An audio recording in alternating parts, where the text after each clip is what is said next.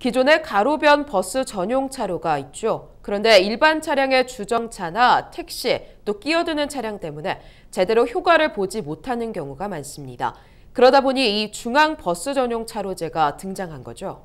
그만큼 오로지 버스만을 위한 버스의 정시성을 높일 수 있는 운영도 필요할 텐데요.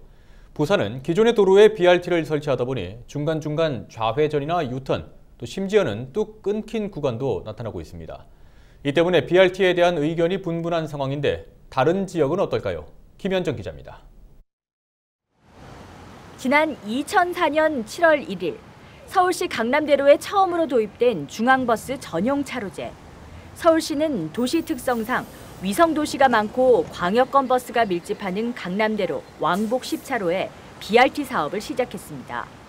도입 13년 차인 서울시의 BRT 사업은 현재 12개 축 120.5km가 운영되고 있으며 시간당 170에서 180대의 버스가 정차할 정도로 활성화돼 있습니다. 충청권은 세종시를 중심으로 한 BRT 정책이 주목받고 있습니다. 세종시는 도시건설 시 BRT를 위한 도로망 구축을 통해 좌회전과 유턴 등이 없는 오직 버스만을 위한 BRT 도로가 확보돼 있습니다.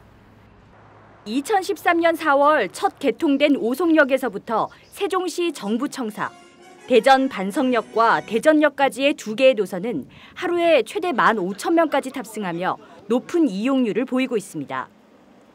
또한 대전시와 충남, 충북, 천안시, 청주시, 공주시까지 8개 기관의 광역 BRT 인프라 구축을 통해서 BRT 노선 건설을 확대해 나가고 있습니다.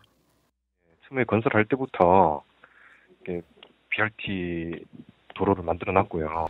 그리고 딱 구분이 돼 있어요. 일반 차로에서는 들락날락을 못해요. 근데는 큰 교차로 같은 데는 지하 도로로 가거나 아니면 이제 고가로 넘어가거나 BRT가 지하철 역할을 하니까 지하철 역할을 하려고 만든 거니까요. 예.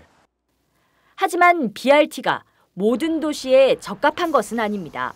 광주시 광산구에는 2008년 수안지구 신도시 택지 개발 당시 도로망을 구축할 때 BRT 시스템을 도입했습니다. 이곳의 BRT는 왕복 10차로에 총 길이 3.2km로 도시가 생겨날 때부터 설치됐으나 대중교통 활성화를 위한 버스의 소통보다 주민들에게는 위험한 존재가 됐습니다. 이 넓은 도로를 나이 연세 드신 교통약자들이 가운데로 들어가서 버스를 타야 되는 문제가 발생했던 것이죠. 그래서 굉장히 위험했었고 실제로 1차로가 BRT 구간이고 2차로가 좌회전하는 구간이기 때문에 직진하는 차와 좌회전하는 차가 겹쳤을 적에는 대형 교통사고 내지는 사망사고로 이어지는 경우가 빈번했습니다. 실제로 이 구간에서도 제가 알기로 한 3건 정도의 사망사고가.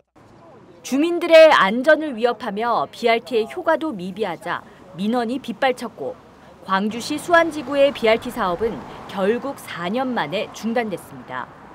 BRT 시설 철거 비용만도 8억여 원. 결국 광주시의 BRT 사업은 주민을 위한 정책이 아닌 주민의 혈세를 낭비한 정책으로 낙인 찍히며 더 이상 추진되지 않고 있습니다. 중앙정부에서 확대 시행했던 버스 중앙차로제를 도입을 하게 되면은 해당 지자체에 인센티브를 줬다라는 그런 설들이 있습니다. 그래서 우리 지역에 시범 설치됐지 않았나 그런 생각들을 가지고 있습니다. 단지 민선이다 보니 각 지자체장들이 꼭 말기에 어떤 전시성 행정을 펼치곤 하는데 이거는 제발 돼서는 안 될 것입니다.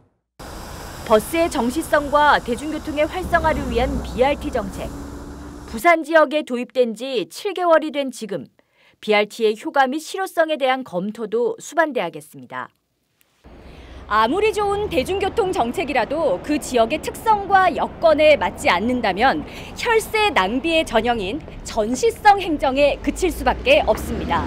부산의 BRT 사업, 일방적인 행정이 아닌 주민과 소통과 교감이 필요할 때입니다.